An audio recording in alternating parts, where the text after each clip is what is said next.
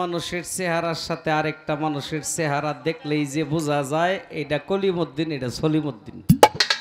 এটাও কিন্তু আল্লাহর একটা কুদরত।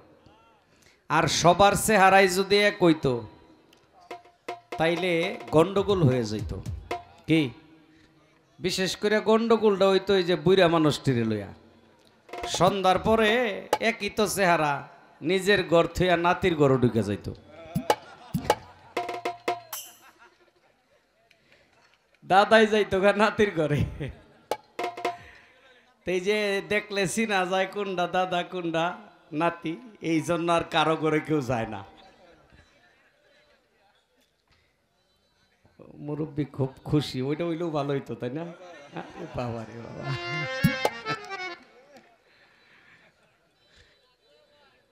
যাক, কারো সঙ্গে কারো চেহারার মিল নাই, এটা মালিকের কুদরত।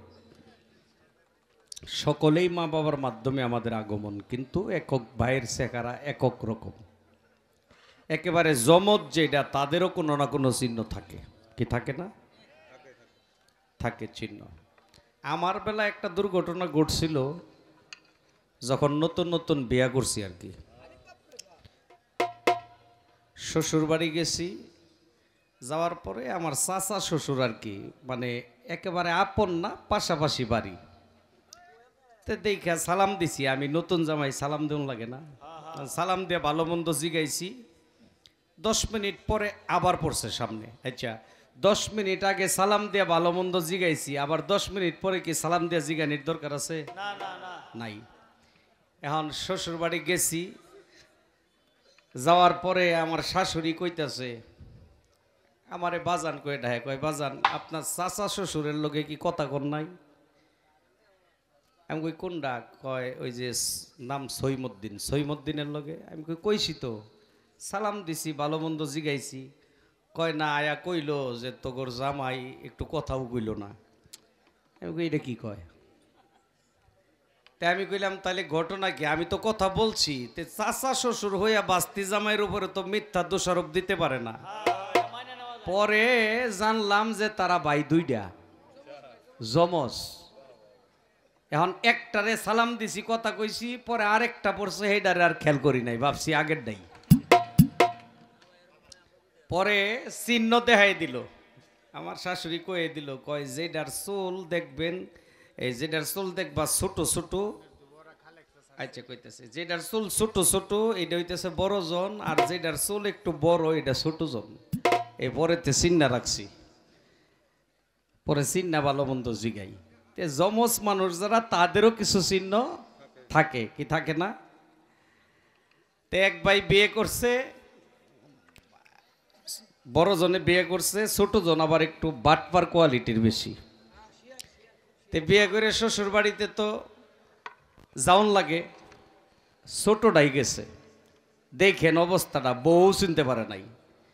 বড় ভাইয়ের শ্বশুর বাড়ির ছোটটা গেছে, তে জামাই মনে করে আবার করছে কি, ওই তার মতোই পোশাক আশাক পরছে, তার মতোই কাটিং কুটিং দিয়ে গেছে।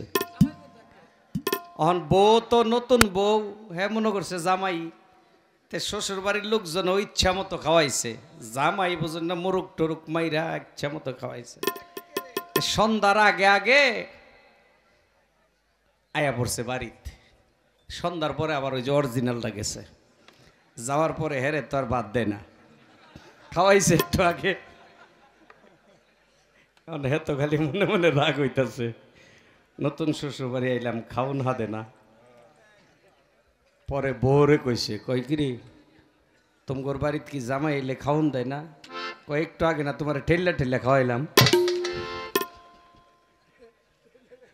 তখন বুঝছে যে কামাইরা হয়ে গেছে। তো যাক, এরকম হয় আমাদের। আবার এই যে আমাদের যন্ত্র বাজায়, মন্দিরে বাজায়, দুইটা আছে না, হাসান তারেক। আমি দেখা হইলে জিগাই তুমি হাসান না তারেক। এখন আবার সহজে চিনা যায়, একটা চিকন একটা মুড়া। আমার মনে কষ্ট নেন না, পঞ্চরসে বাউল গান একটু উদাহরণ দিলে একটু হাসি খুশির মধ্যে। ওই পঞ্চরসেই বাউল গানটা একেবারে কর্কশভাবে বাউল গান করে না। আমার খালেক চাচা, আমি চাচা করে ডাকতাম তারে, তার ছেলে সাজ্জাদ ভাই আমাকে 500 টাকা দিয়ে দোয়া করলেন, তার প্রতি আমার শ্রদ্ধা।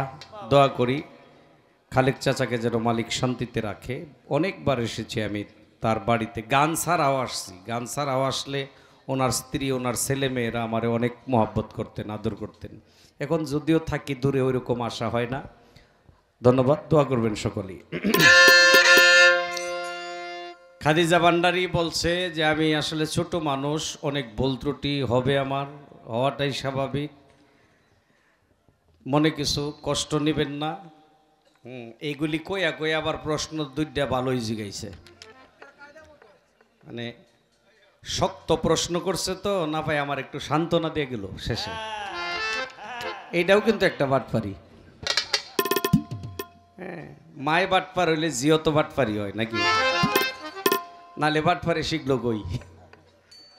কঠিন দুইটা প্রশ্ন করছে। বড় পীর আব্দুল কাদের জিলানী রাহমাতুল্লাহ আলাইহি, উনি যে মায়ের গর্ভ থাকতে খুন করলো, আল্লাহর নবী মুসা খুন কইরা সে সুপারিশের অধিকার হারায় ফেলাইছে। নবীর বেলা যদি এরকম হয়, বড় পীর তো আল্লাহর ওলি, সে কি কইরা খুন কইরা পার পায়া যায়?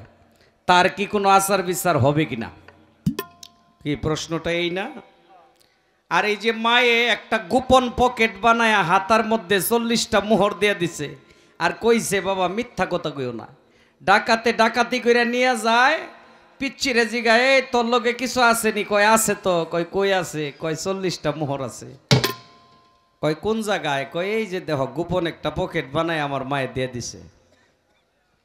পরে এই 40টা মোহর ডাকাতের সর্দারের নিচে নিয়া কয়, যে মায়ে সন্তানকে এমন শিক্ষা দিতে পারে, আর মায়ের আদেশ যে সন্তান এমন ভাবে পালন করতে পারে, এ তো সাধারণ কোনো সন্তান না। পুরা ডাকাইতের গ্রুপ আইসা তার পায়ে পড়ে গেছে। আমরা বুঝতে পারছি আপনি সাধারণ কোনো মানুষ না। মানুষ সম্পদ বাঁচানোর চেষ্টা করে, আর আপনি মিথ্যার আশ্রয় না নিয়া গোপন পকেটে টাকা আমরা জানি না এটাও আপনি দিয়ে দিচ্ছেন। আমরা বুঝতে পারছি আপনি সাধারণ কোনো মানুষ না। আজ থেকে আমরা ডাকাতি ছেড়ে দিলাম, আমাদেরকে তৌবা পড়ান। তৌবা পইরা ওই 300 মানুষ ছিল ওই ডাকাতের দলে, 300 মানুষ দৈরায় ইমান আইনা বড় পীরের কাছে বায়াত গ্রহণ করে ফেলেছে। তে অলিদের বেলায় সবই সম্ভব। আগেই বলছি, মৃতরে যে ব্যক্তি জীবিত করতে পারে। বড় পীর হত্যা করছিল একটা না তো, বড় পীরে আরো হত্যা করছে, প্রয়োজনে হত্যা করছে। তবে ওই হত্যার কোনো বিচার হবে না। ওই হত্যার জন্য বড় পীরের উপরে নবীও খুশি, আল্লাহও খুশি। কেমনে? একটা সতী সাধবী মহিলা তার ইজ্জত নষ্ট করার জন্য একটা ফকির ভিক্ষার চলে গিয়ে আক্রমণ করছে। আর বুঝতে হবে ওই সময় বড় পীর দুনিয়াতে আসে নাই। কথা কইেন না, মায়ের গর্ভ থেকে বাহির হইয়া বাঘের রূপ ধইরা ফকিরের গাড় মটকাইয়া হত্যা করছে। একটা মানুষ দুনিয়াতে জন্মের আগে 1 লক্ষ মানুষকে হত্যা করলেও তার কোনো বিচার নাই। বিচার কখন? যখন একটা মানুষ দুনিয়াতে এসে ভালামন্দ শিখে, বুঝে, প্রাপ্তবয়স্ক হয়, তখন সে কোনো অন্যায় করলে তার সাজা হয় কি। আর যদি কিশোর বয়সে যদি কোনো অপরাধ করে, ওটা কিন্তু আবার কিশোর সংশোধনীয় একটা আইন আছে। কে আছে না? জেলখানায় দেয় না। ছোট বাচ্চারা কোনো অন্যায় করলে, দোষী হইলে জেলে দেয় না, কিশোর সংশোধনের একটা জায়গা আছে, ওখানে দেয়। তার বড় পীর দুনিয়াতে আসে নাই, তাইলে সে 1000 খুন করলেই তার আবার বিচারটা কিসের? সে তো দুনিয়াতে আসে নাই। আর দুনিয়াতে নাই, সেই মায়ের ইজ্জত রক্ষা করছে, ওইটাই ছিল তার পাওয়ার, ওটাই ছিল ওলির পাওয়ার। আর বড় পীরের মা কি সাধারণ মহিলা নাকি? দেখেন, আবার মা বোন না থাকলে মনে কষ্ট নিন না। বড় পীরের মা তো আপনার মা আমার মায়ের মতো না। বড় পীরের মা তো সাধারণ কোনো রমণী না। বড় পীরের বাবা আবু মুসা সালে জঙ্গি, আইসি এক জঙ্গির মাজারে, বড় পীরের বাবাও আরেক জঙ্গি। বর্তমান যে আমাদের বাংলাদেশের প্রেক্ষাপট, জঙ্গলির কথা শুনলেই তো মানে ডরায় যায় অনেকেই। কারণ এই যে কিছুদিন আগে জঙ্গি হামলা হয়েছে না, দৈরা দৈরা লটকাইছে না, এই জঙ্গি আর এই জঙ্গি এক না। জঙ্গি শব্দের অর্থ যোদ্ধা, কোন যোদ্ধা? ওই মানুষ হয়ে মানুষের মারে, এই যুদ্ধ না। সে নিজের সাথে যুদ্ধ করছে, নিজের নাফসের সাথে যুদ্ধ করে জয়ী হইছে। বড় পীরের বাবা নিয়ত করছে সারাটা জীবন আল্লাহর ইবাদত করে কাটাই দিব, কোনো মায়া জালে জড়াইতাম না।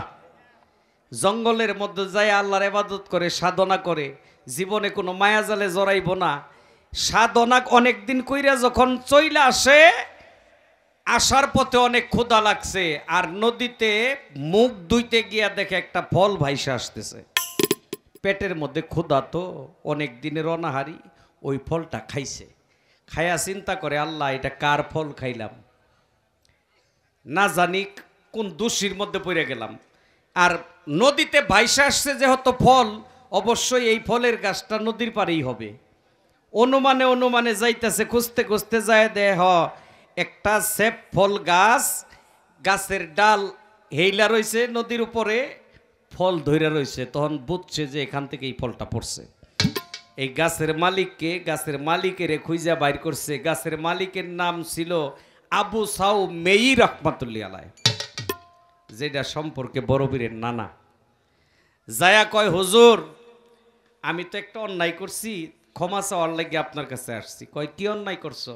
কয়, আপনার গাছের ফল নদী দিয়ে ভাইসা যাইতেছে, আমার পেটে ক্ষুধা ছিল, আমি ফলটা খায়া ফেলাইছি আপনার অনুমতি ছাড়া। আবু সালে মুসা জঙ্গি এই কথা যখন বলছে, আবু সাউ মেই বলতেছে, যে ছেলেটা নদীতে পাওয়া ফল খায়াও নিজেকে দোষী মনে করে, এই ছেলে সাধারণ কোনো ছেলে না, এই ছেলেটাকে হাত ছাড়া করা যাইব না। কয়, বাবা রে, ফলের দাবি তো সারমু, এমনি তো সারুন যাইতো না। কয়, তাহলে কেমনে? কয়, আমি আমার দাবিটা ছাড়তে পারি যদি 12 বছর বেতন ছাড়া চাকরি করো আমার বাড়িতে। বড় পীরের বাবা কয়, নিয়ত তো করছি সারা জীবন ইবাদত করে এই কাটাই দিব, না এই বেটার বাড়িতে 12 বছর কাটাইলাম, তাও দাবি ছুটাইয়া যাই। 12 বছর চাকরি করছে বেতন ছাড়া, 12 বছর হইতে মাত্র একদিন বাকি আছে। যায় কয়, হুজুর আগামীকালকে আমার 12 বছর পূর্ণ হয়ে যাবে, আমার দয়া করে আপনি মাফ করে দেন। কয়, বাবা আমি তো বলছিলাম আমারটা আমি মাফ করব, কিন্তু ওই গাছটা তো আমার একা না। কয়, গাছ কার? কয়, গাছটা আমার মেয়ের। বাপ বেটি দুইজনে মিল্লা গাছটা লাগাইছিলাম, এখন আমারটা নাই দাবি ছাইরা দিলাম, মায়ার দাবি কেমনে ছোড়ামু? কয়, হুজুর তাইলে আমার এখন করণীয় কি? কয়, করণীয় আছে একটা। কয়, কি? কয়, যদি আমার মাইয়াটারে বিয়া করবার পাও। বড় পীর কয়, 12 বছর চাকরি করলাম বেতন ছাড়া, দাবি ছুটানির লেগিয়া, শেষে যদি দাবি লইয়াই যাই, তাইলে এই 12 বছর আমার ফাও গেল। ঠিক আছে, আপনার মায়ের বিয়া করবো, নিয়ত করছিলাম জীবনে বিয়া শাদী করতাম না, এখন তকদিরে আছে, নাইলে দাবি ছাড়তো না, জান বিয়া করবো। কয়, আগেই রাজি হইও না, আগে সইনা লও। কয়, কি? কয়, মাইয়া কিন্তু কুশ্চিত কালা। কয়, সমস্যা নাই, কালা হোক। কয়, মাইয়া কিন্তু ল্যাংরা। কয়, তাও সমস্যা নাই, কোলো লয়ে ঘুরমু। কয়, মায়া কিন্তু অন্ধ, চোখে দেখে না। কয়, সমস্যা নাই, আমার চোখ দিয়েই দেখবো। মাইয়া অন্ধ, মাইয়া ল্যাংরা, মাইয়া কালা। কয়, মাইয়া কিন্তু বুবাও। বড় পীর কয়, যতই সমস্যা থাক আমি রাজি। বিয়া দিয়া দিছে, বিয়া দিয়া দিছে। রাতে বাসর ঘর ঢুকছে আবু মুসা সালে জঙ্গি, যায়া দেখে বাসর ঘরটা ঝলকাইতেছে। এত সুন্দরী একজন রমণী বৈশা রয়েছে ঘরের মধ্যে, ব্যাক গিয়ার লাগায়া, ব্যাক গিয়ার বুঝেন তো, মানে পিছনে পাও নিয়া একটা দৌড় দিছে ওইটা। তার শ্বশুরে ধরছে, বাবা দৌড় দিছ কে লিগা? কয়, না আমি ভুলে মনে হয় অন্য মেয়ের ঘরে ঢুকে গেছিলাম। কয়, না তুমি ভুলে অন্য ঘরে যাও নাই, তুমি যে ঘরে গেছো ওইটাই তোমার স্ত্রী। কয়, না আপনি তো বলছেন কুশ্চিত কালো, ল্যাংরা, অন্ধ, বুবা, এখন তো দেখি একটা সাক্ষাৎ পরিবয়ে রয়েছে। কয়, বাবা রে, আমার মেয়েটা জীবনে হাইটা কোনো দিন পরপুরুষের কাছে যায় নাই, এই জন্য বলছি আমার মেয়ে ল্যাংরা। সে কোনো দিন আমার কিছু আত্মীয় স্বজন ছাড়া আর অন্য কোনো মানুষের তার 2 চোখ দিয়ে দেখে নাই, এই জন্য বলছি সে অন্ধ। সে কোনো দিন তার চেহারাটা ভিন্ন মানুষকে দেখায় নাই, এই জন্য বলছি কুৎসিত কালো। বাহিরের কোনো মানুষের সাথে জীবনে কথাও বলে নাই, এই জন্য বলছি সে বোবা। আমার বড় পীর পীরের মা, এই মহিলাটা উম্মুল খায়ের মা ফাতেমা ছিল তার নাম। তখন উম্মুল খায়ের মা ফাতেমার সাথে আবু মুসা সালেহ জঙ্গির গড় সংসার হয়, অনেক বছর চলে যায়, কোনো সন্তানাদি হয় না। আল্লাহর কাছে কান্নাকাটি করে, স্বামী স্ত্রী দুইজনেই কান্নাকাটি করে, সন্তানের জন্য পায় না। অবশেষে বড় পীরের মায়ের বয়স হয়ে গেছে 59 বছর। আমাদের দেশের মেয়ে যারা 50 বছর হয়ে গেলেই তো সন্তানের দাবি ছাইরা দেয় নাকি, এখন আর সম্ভব না। আর 59 বছর বয়সে তারাও দাবি ছেড়ে দিছে।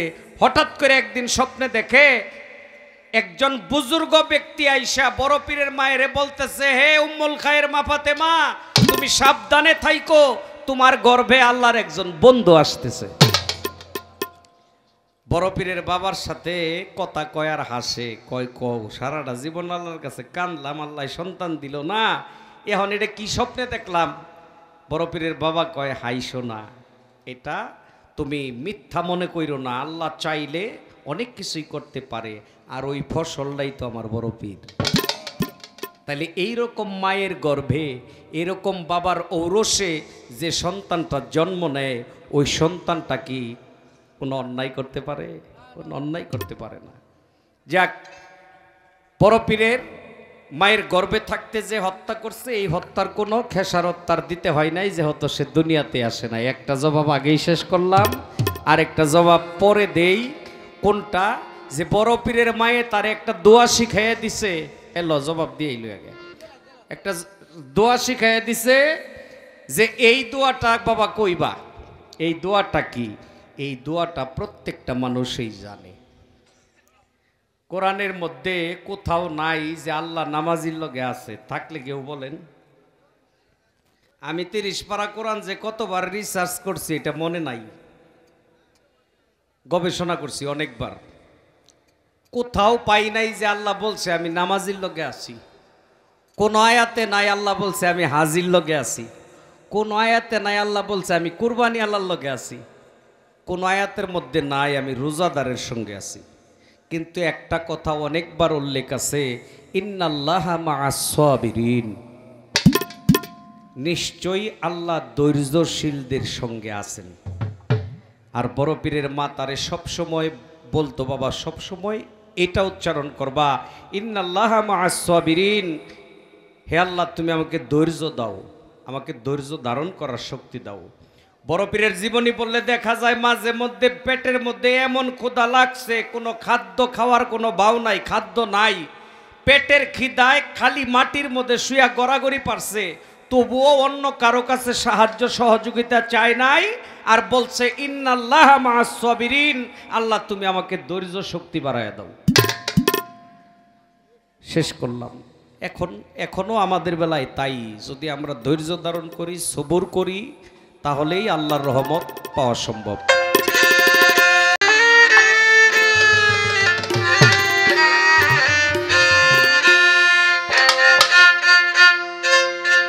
আল্লাহর ওলির মরণ নাই, বলছেন আল্লাহ মালিক শাই, কায়া বদল করে থাকে দুনিয়ায়।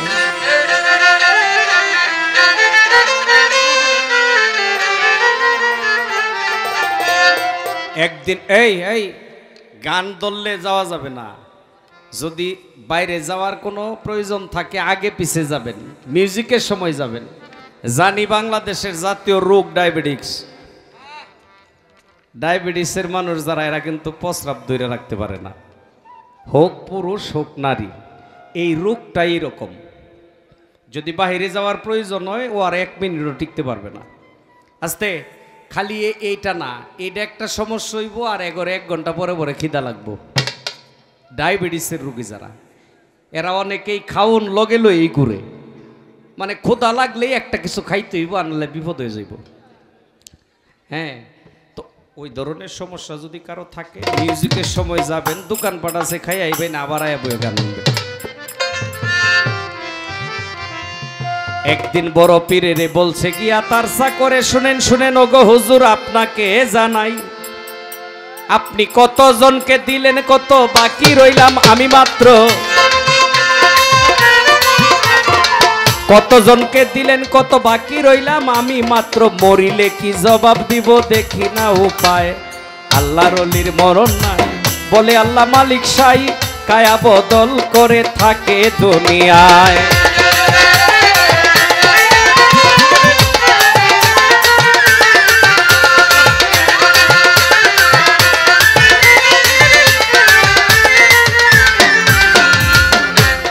এই কথা শুনিয়া পীরে বোঝাইল চাকরে রে শোনো শোনো ওরে বেটা বলি যে তোমায়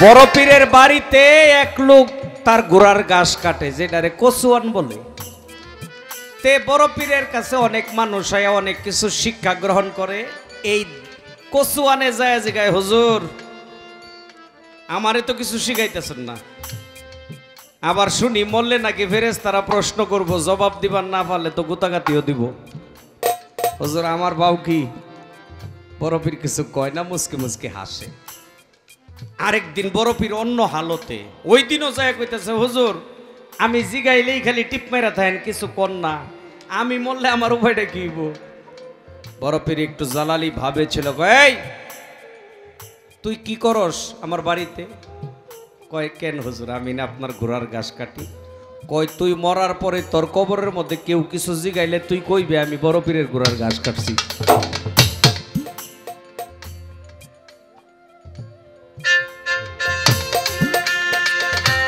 এই কথা শুনিয়া পীরে বোঝাইল চাকরে রে শোনো শোনো ওরে বেটা বলি যে তোমায় যদি কবরে কেউ জিজ্ঞেস করে উত্তরে বলে দিস তারে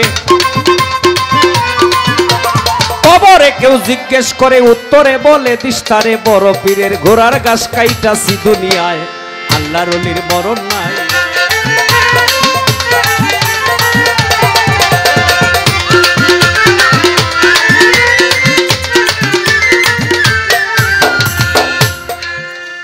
কিছুদিন যায় গত হইয়া হঠাৎ বেটা যাই মরিয়া বিয়ার সাজন সাজাইল মিলে লোকজনায়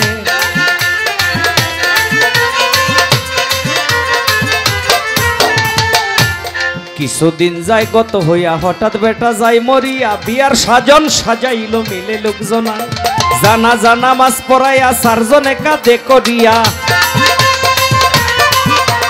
জানা জানা মাছ পড়াইয়া চারজনে কাঁদে করিয়া বাগদাদেই মাটি দিল জীবনীতে পাই আল্লাহর ওলির মরণ নাই বলে আল্লাহ মালিক সাই কায়া বদল করে থাকে দুনিয়ায়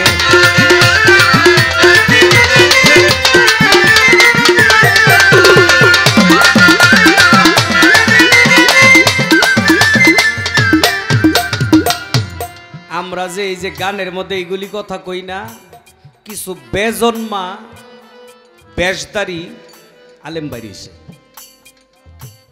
বেজন্মা বেশদারি এরা করে কি আমগর গানের কথা কাইতে কাইতে নিয়ে ওরা আবার ইউটিউবে বিভিন্ন কথাবার্তা কইয়া সারে কই যে বয়াতিরা যে এগুলি কয় এটি তো কোনো হাদিসের দলিলে না বেটা এই কথা হাদিস কোরআনে খুঁজলে কামাইব পারলে জীবনী নিয়ে পড়ো পইরা দেখো পাও কিনা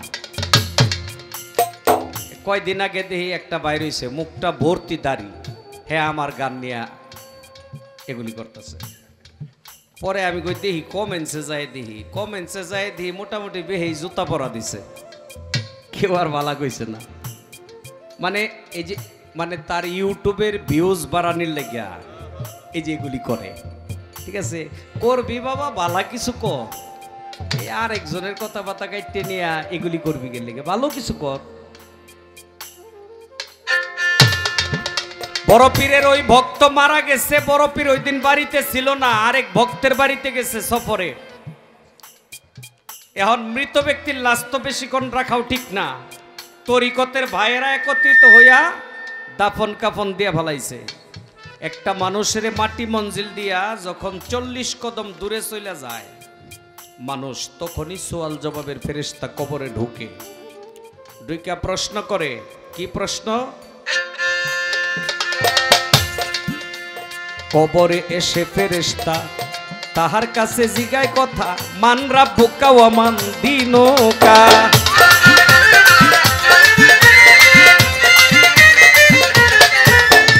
কবরে এসে ফেরেশতা তাহার কাছে জিগায় কথা, মান রাব্বুকা ওয়া মান দীনুকা, ও মান নাবিয়ুকা জিজ্ঞাসিলে উত্তরে ওই কথাই বলে,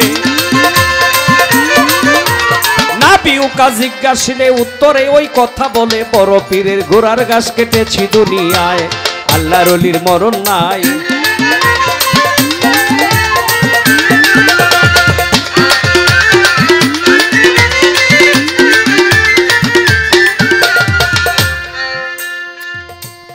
জিগায় মান রাব্বুকা, কয় বড় পীরের ঘোড়ার ঘাস কাটছি।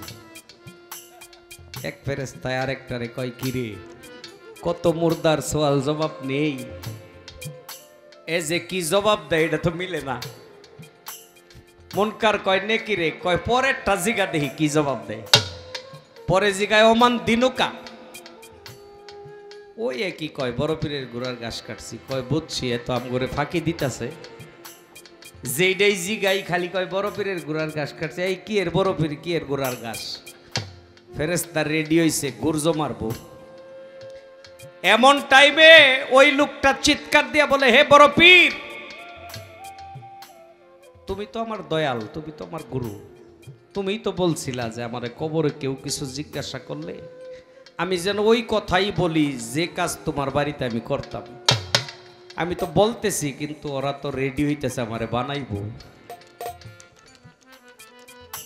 বড় পীরের অন্তরের মধ্যে গিয়া বাড়ি লাগছে ভক্তের ওই আওয়াজ।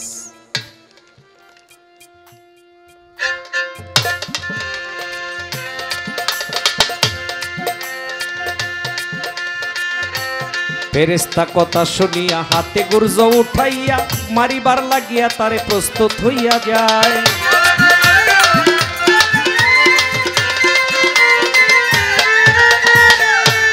ফেরেশতা কথা শুনিয়া হাতে গুর্জ উঠাইয়া মারিবার লাগিয়া তারে প্রস্তুত হইয়া যায়। তখন পীর ছিল অন্তর্যামী দেখিতে পাইল তিনি, পীর ছিল অন্তর্যামী দেখিতে পাইল তিনি, রুহানি বেশ ধরে পীরে গেল সেই জায়গায়, আল্লাহর ওলির মরণ নাই বলে আল্লাহ মালিক সাই কায়া বদল করে থাকে দুনিয়া।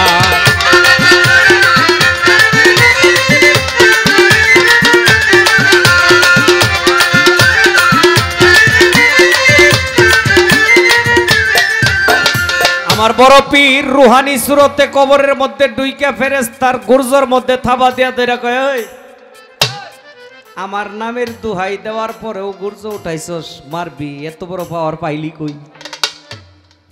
ফেরেশতারা কয় আমরা প্রশ্ন করি জবাব দিতে পারে না, জবাব দিবার না পারলে আমরা আঘাত করব, এটাই স্বাভাবিক।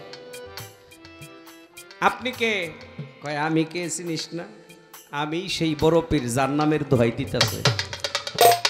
এখন তো ফেরেশতা থতবত হয়ে গেছে। কয় আমার ভক্ত, সে জবাব দিতে পারে নাই, তারে আঘাত করার জন্য তোমরা রেডি হইতেছ। তোমার ধর্ম কি? ফেরেশতার ধর্ম ইসলাম। কয় আমাদের ধর্ম ইসলাম।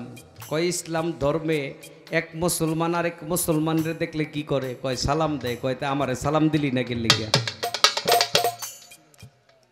ফেরেশতায় কয় হুজুর ভুল হয়ে গেছে। কয় হুজুর ভুল হয়ে গেছে। কয় কয়টা ভুল ক্ষমা করতাম তো করে? কয় কে আর কি ভুল করছি? এটাই তো ভুল করছি। কয় না আরো আগে ভুল করছস। কয় আগে কি ভুল করছি? কয় আল্লাহ যখন আদম বানাইবো তোর সাথে আলোচনা করছিল, তোরা না করছিলি না? ফেরেশতা কয় কাম সারছে রে, গোড়ার ধরে টান দিছে।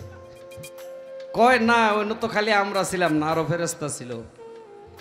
কয় আমগরে সাইরা দেন, আমরা যায়া জিগে আই অন্য ডেরে কে লিগে না করছিল। কয় সাইরা দিলে তো আর আইতি না, সাউন্ড যাইছে, দুইজনরে সারা যাব না, একজনরে রাখলাম আর একজন যায় জবাব লই আয়। যায় আল্লাহর কাছে কয় আল্লাহ সোয়াল জবাব আনবার যায় তো সোয়াল জবাব দিতে দিতে যান শেষ। কয় কেন কি হয়েছে? কয় তোমার বড় পীর আটকাইছে দুইজন রে, আটকায় কইতাছে আদম সৃষ্টির সময় তোরা নিষেধ দিছিলি কে লিগা? আল্লাহ এখন জবাবটা কি দিব? আল্লাহ কয় জবাব যা পারস দেগা, আমারে জিগায় নিষেধ দিছিলি। কয় কাম সারছে। ফেরেশতা তো কয় আল্লাহ আমগরে সুডানির ব্যবস্থা কইরা দেন, একটারে ধরে রাখছে। নেকিরে ছাইরা দিছে, মুনকিরে ধরে রাখছে। আল্লাহ কয় আমার বন্ধু, সে আমার অলি, সে আমার বন্ধু, তার সাথে তোরা তর্ক করে পারতি না, যুক্তি দিয়েও পারতি না, কারণ আমার পাওয়ারে সে পাওয়ারিত হইছে। সে কি চায় তার দাবি দেওয়া মান্না খালি ছুটতে আয়।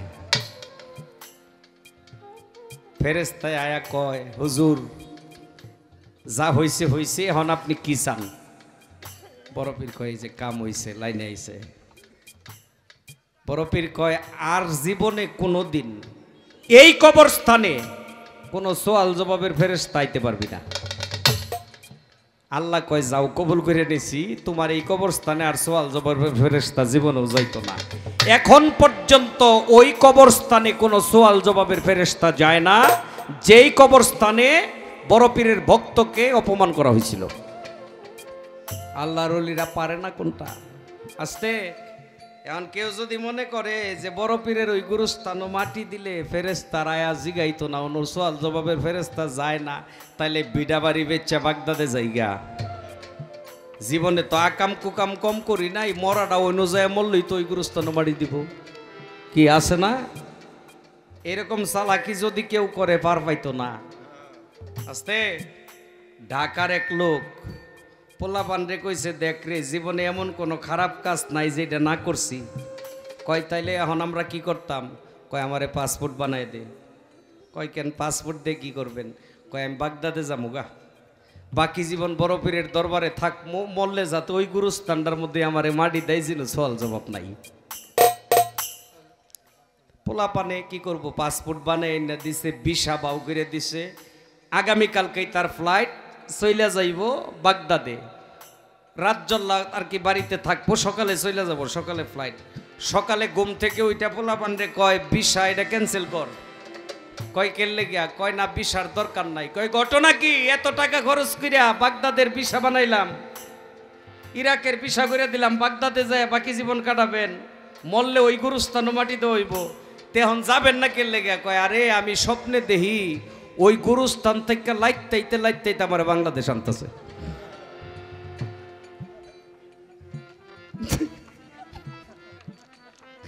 দুই ফেরেশতা মিললে আমার লাইতে আর কইতেছে এটারে বাংলাদেশে লয়ে চল, হেন বিচার করবো। তে বিচার যেহেতু ওইবই, তাইলে ওই বাগদাদ থেকে যদি আমার লাইতে বাংলাদেশে আনে, তে এনই তো আমি আদা মরা, ওই শাস্তিটার বাড়াইস না তোরা, আমার মারে মঞ্জলি নই দিস। এই চালাকি করলে হইতো না বাবা। বৈদেশি বা রেখে বলে এহকাল কি পরকালে, পীরগো তোমার চরণ তলে পাই যেন ঠাই।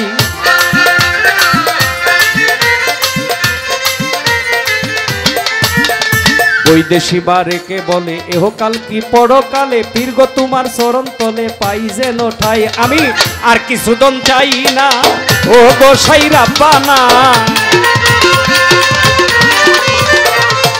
আর কিছু ধন চাই না ও গোসাই রাব্বানা, আখেরাতে পার করিও মুর্শিদের নৌকায়। আল্লাহর ওলির মরণ নাই বলে আল্লাহ মালিক সাই, কায়া বদল করে থাকে দুনিয়ায়। আল্লাহর ওলির মরণ নাই বলে আল্লাহ মালিক সাই, কায়া বদল করে থাকে দুনিয়া।